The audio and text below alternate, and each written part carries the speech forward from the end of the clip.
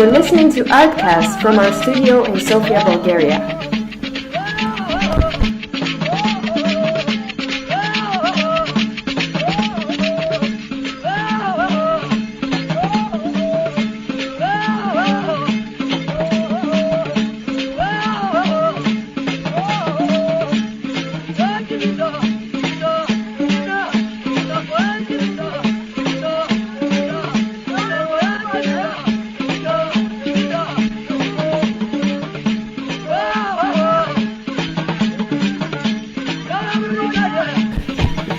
You're listening to Artcast from our studio in Sofia, Bulgaria.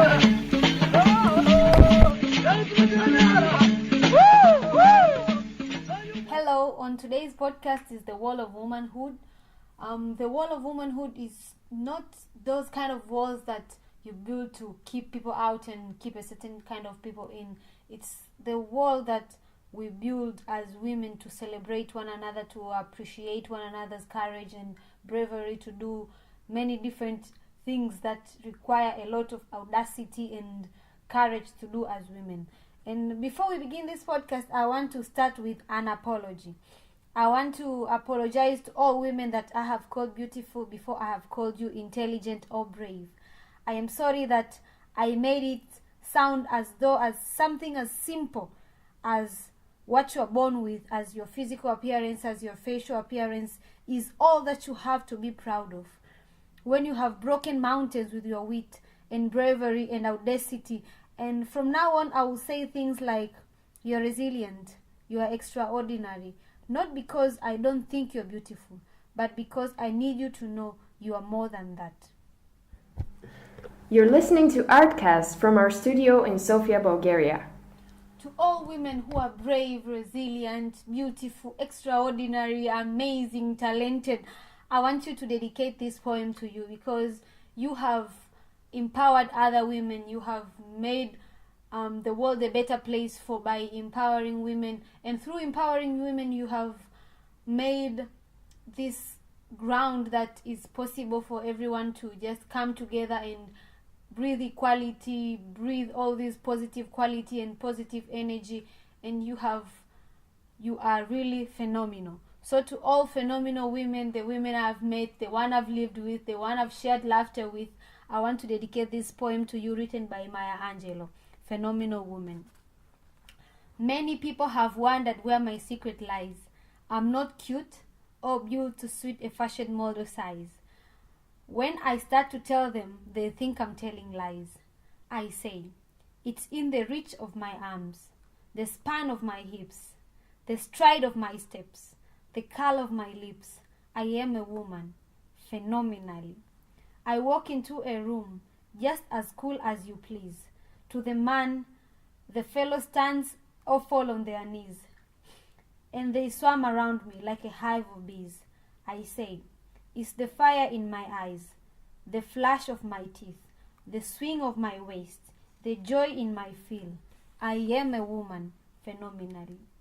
Men themselves have wondered what they see in me. They try so much, but they cannot touch my inner mystery. When I try to show them, they say they still can't see. I say, it's on the arc of my back, the sun of my smile, the ride of my breast, the grace of my style. I am a woman, phenomenally. Now you understand just why my head is not bowed. I do not shout or jump about, or have to speak real loud. When you see me passing, it ought to make you proud. I say, it's in the click of my beads, the bend of my hair, the palm of my hands, the need for my care, because I am a woman, phenomenally. Phenomenal woman, that's my mother and all your mothers. That's my grandmothers and all your grandmothers, and my great-great-grandmothers, and your great-great-great-grandmothers, and my great-great-great-grandmothers, and yours, and all you women, and me.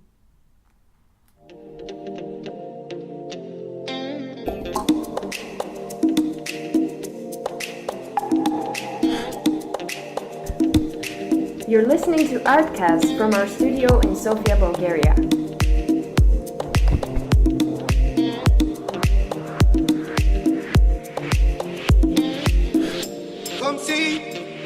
n'existais pas. Elle est passée à côté de moi, sans un regard, reine de Saba. J'ai dit Aïcha, prends tout est pour toi. Voici les perles, les bijoux. Aussi au retour de ton cou, les fruits bien mûrs au goût de miel. Ma vie, Aïcha, si tu m'aimes. Oh, Aïcha, Aïcha, Aïcha, Aïcha, Aïcha, Aïcha, Aïcha, Aïcha, écoute-moi.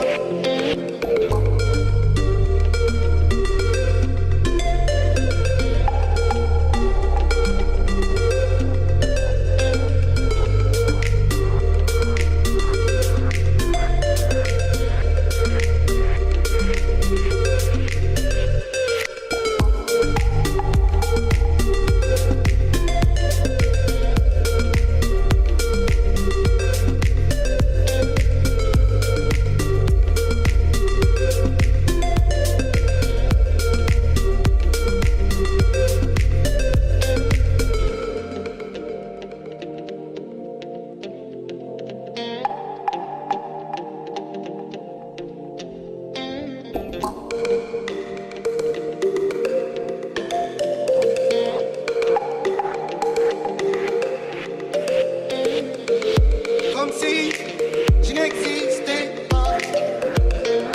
Elle est passée à côté de moi, sans un regard, reine de Saba. J'ai dit Aïcha, prends tout est pour toi. Voici les perles, les bijoux. Aussi au retour de ton cou, les fruits bien mûrs au goût de miel. Ma vie, Aïcha, si tu m'aimes. Oh, Aïcha, Aïcha, Aïcha, Aïcha, Aïcha.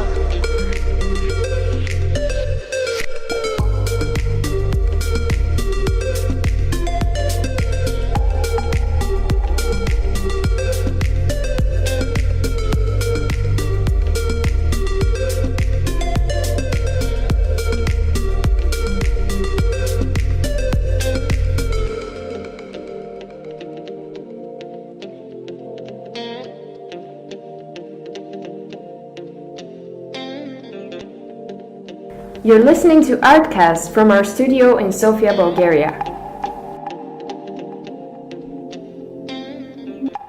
Hi everyone, I'm Gergana Kutseva and I work with the Bulgarian Fund for Women as a Development and Communications Director.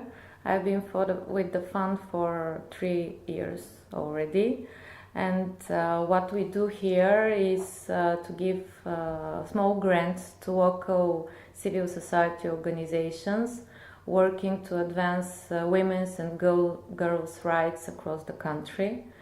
We are working on elimination of gender stereotypes, gender-based violence and discrimination, and our utmost goal is to achieve gender equality in all spheres of life and make a social change. Okay, what is the motivation behind Bulgarian Funds for Women, and how do you feel empowered to create funds every day for women who face domestic violence? Motivation is because of the level of the recognition of the gender inequality in Bulgaria. It turns out that we are still a patriarchal society where women's rights are recognized but not kept safe. There are laws which said that women are equal to men, but in practice women suffer from violence. It is every third woman in Bulgaria who is a victim of domestic abuse or sexual violence. We had a huge problem with early pregnancies and childbirth. Actually, Bulgaria is on the first place in Europe, together with Russia and Ukraine. We have a huge program with the participation of women in political life and in the social and economical life. And although there are some women in the recent years on the power positions, such as ministers in the recent government, it is still less than 25% the number of women representatives, MPs at the parliament. And you can't make politics in favor of women, which are considerate about women's issues, without having women, powerful women here who can raise voice and be vocal about this. Okay, so of all the things that you could deal with, why did you pick domestic violence specifically? It is not only the domestic violence. It is now, we are working very, intensively on the topic in the recent months, because, as you might know, on 5th of November, is the International Day of Elimination of Violence Against Women. And also on 25th starts the 60 days campaign of activism. This is international campaign of the United Nations for tackling gender-based violence and violence against women and girls. So for this campaign, we are actually opening a call for proposals on 25th. And we're gonna give grants specifically to work on with domestic survivors of violence and raising awareness on violence, and different projects who tackle the program across the country. What we did was part of this is this call is very important for our organization because this is the first call. And the grants were gathered by individuals. First part of the money was secured by 3 sisters, Bulgarians who live in New York, and they participated in a marathon run in New York in April this year. And they actually did a charity run and raised funds for us. And now, a few days ago, on 17th of November, we made a fundraising event by the invitation of British Embassy and the British Ambassador Emma Hopkins herself, who actually proposed us to host a charity quiz and a silent auction in order to raise more funds. So for this call, all of the grant-making sum is actually raised by individuals and donated to our program. Okay, so since your organization deals with a lot of difficulties that women face in this century and or in the coming years, how do you prioritize that these funds goes to women of domestic violence? These funds, how do you prioritize that this is important for the funds to go and this one that isn't? What we started to do in the recent year is to open cycles for projects on different topics.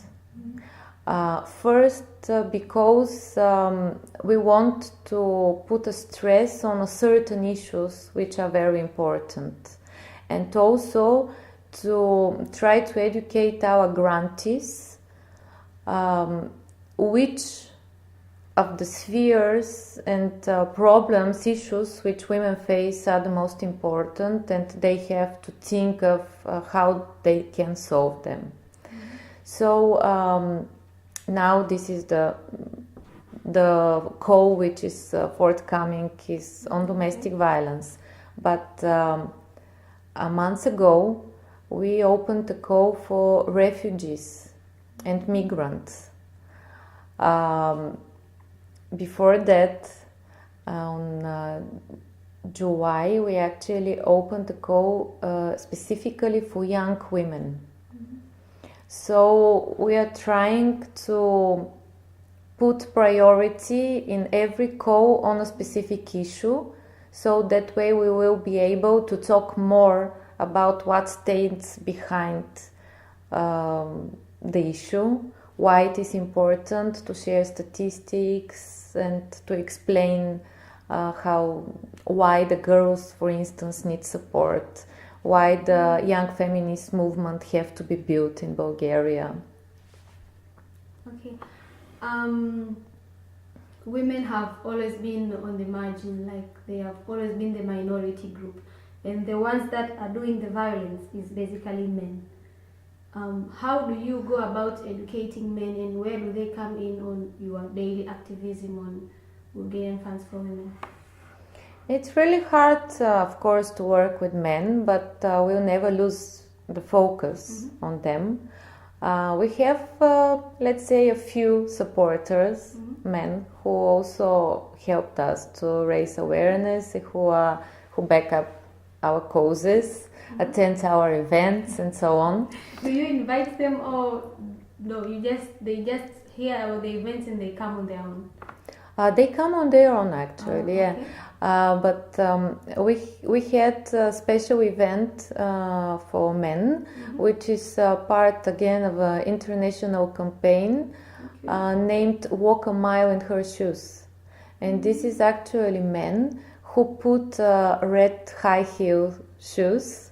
Okay. And do a march with it, and try to raise awareness about again on violence against women, and that men are the abusers, but they should be partners and actually.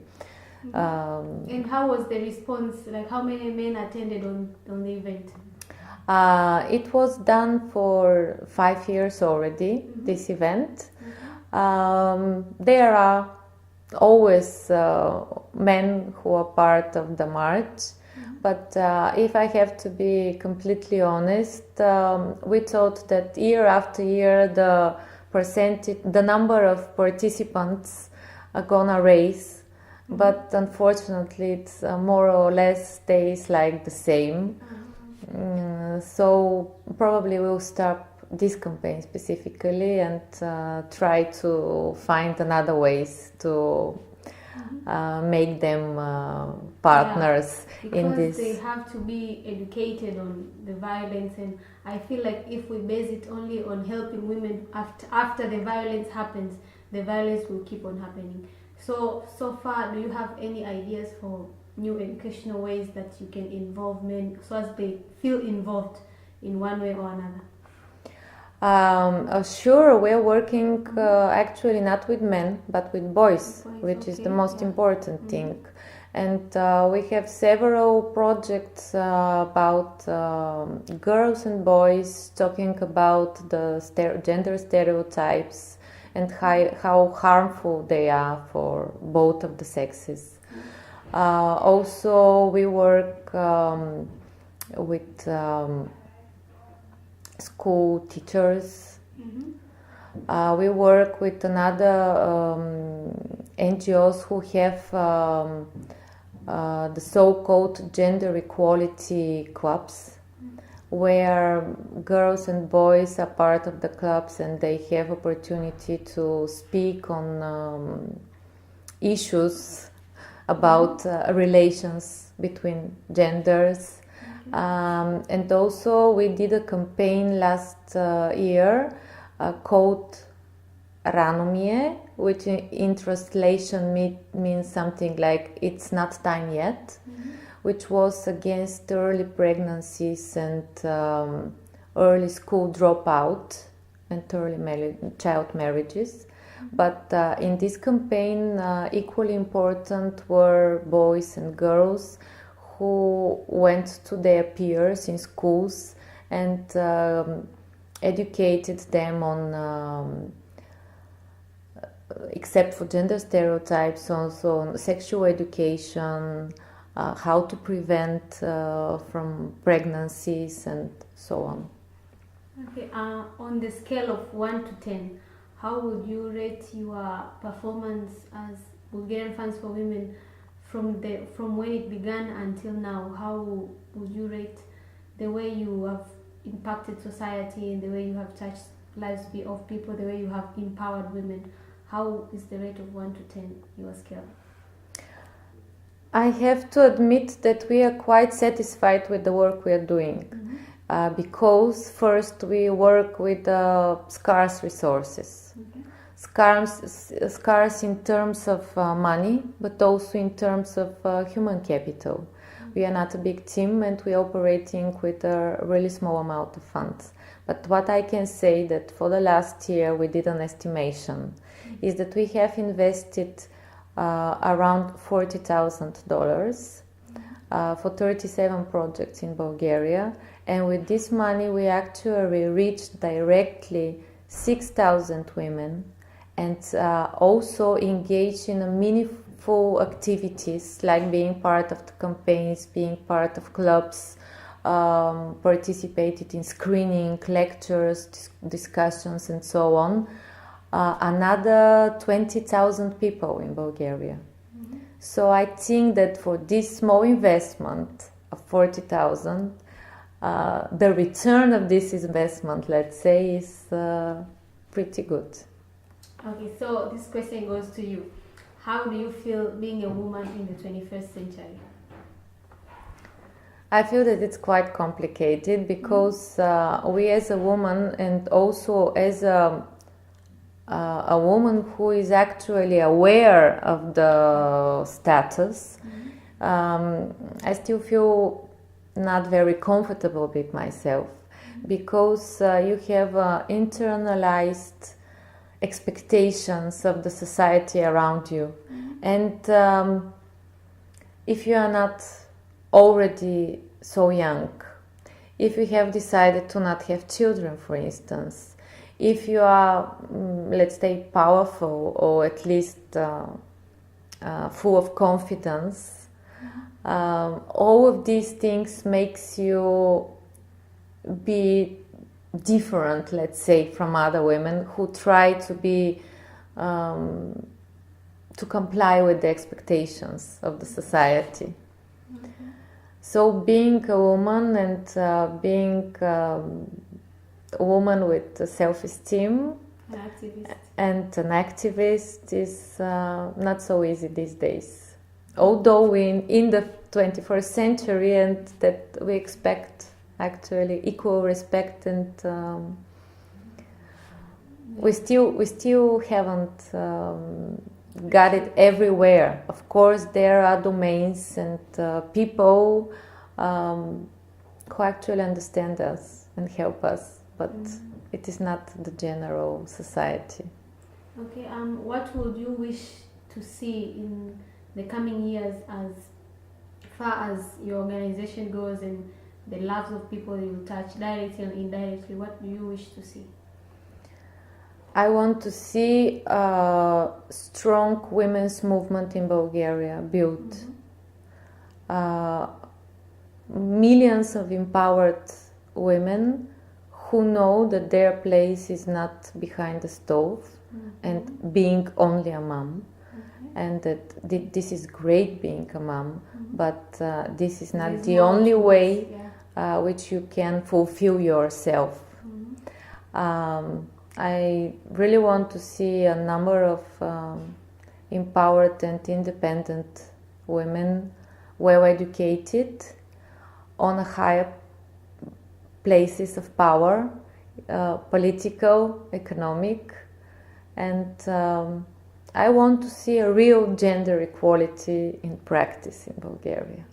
Okay, so we have this simple phrase called the wall of womanhood. I believe that no woman is just a self-made woman. There is this army of women behind you that have helped you build you up from scratch, from one brick to another. So who are the women that have been bricks on your wall as a woman? To like you appreciate them for being the woman you are today. And thanks to them. Of course, everything starts with the family. Yes. My grandmother and my mother, they are both example of women survivors who had, for instance, my grandmother lost her husband like having 11 months baby and a 3 years child. So basically she built a house and raised the children all alone. My mother also had a quite difficult life, but I've never seen her let it down. No way what happened to her.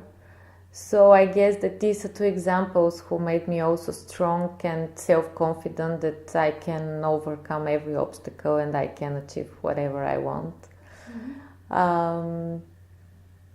Growing up, any women role models that inspire you to just get out there and make a change? To be honest, I don't have such role models. I'm not interested in celebrity culture. I don't follow these trends, and the people who inspired me are people who are next to me, and I appreciate every human being. Also, men have inspired me, of course.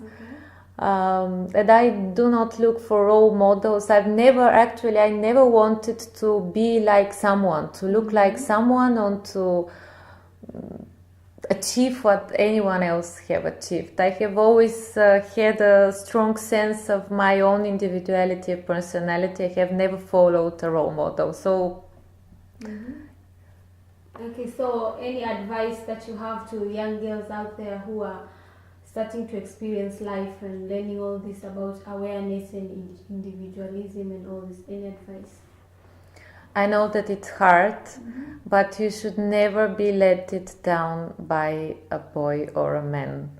No matter what, whoever and whatever tell to you, trying to undermine your self-esteem, you are a really special human being who can achieve anything regardless of the gender you have. So use your own strength, which I'm sure that everyone has, and just be confident and gain power from your own understanding and your own emotions. And never try to be someone else.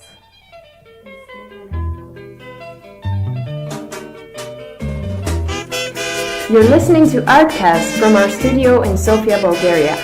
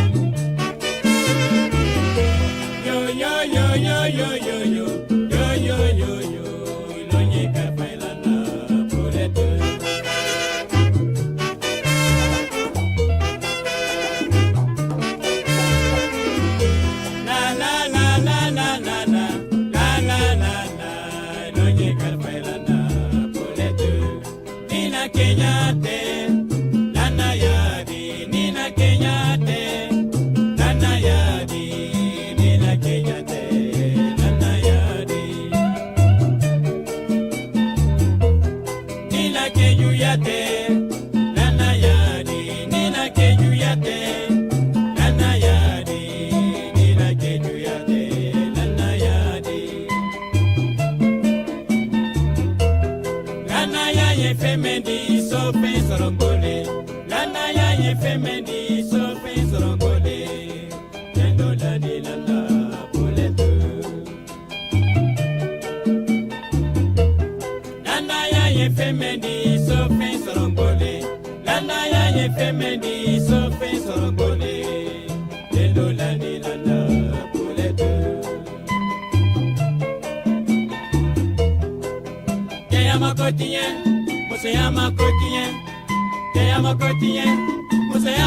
You're listening to Artcast from our studio in Sofia, Bulgaria.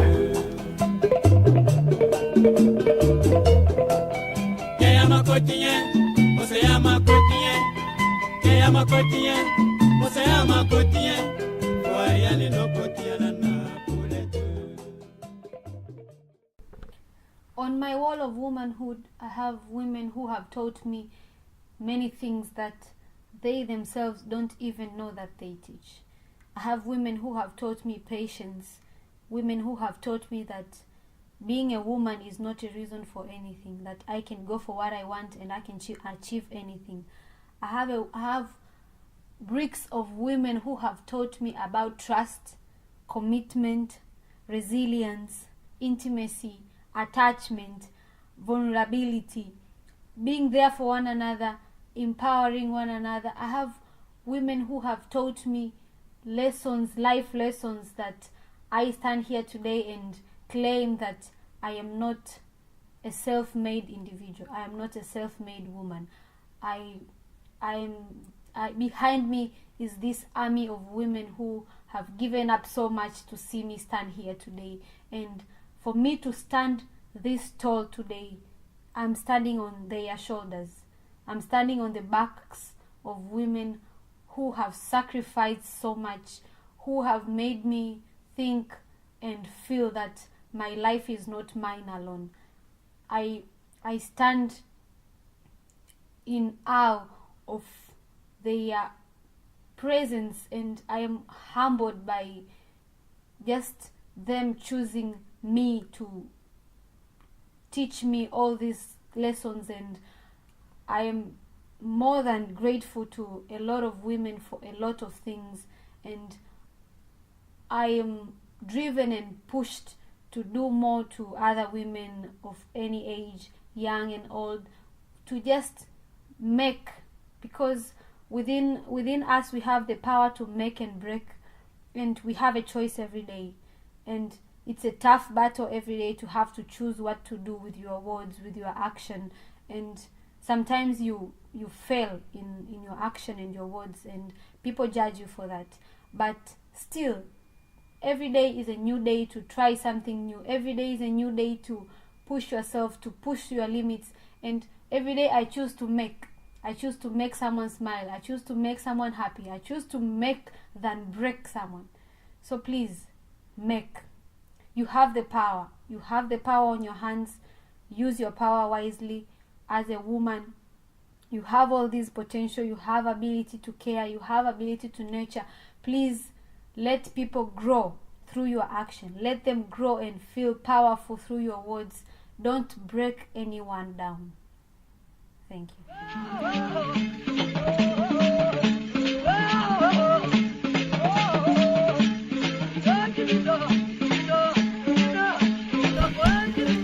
The project is carried out thanks to the financial support of the European program Erasmus+, K-Action 2, Capacity Building in the Field of Youth.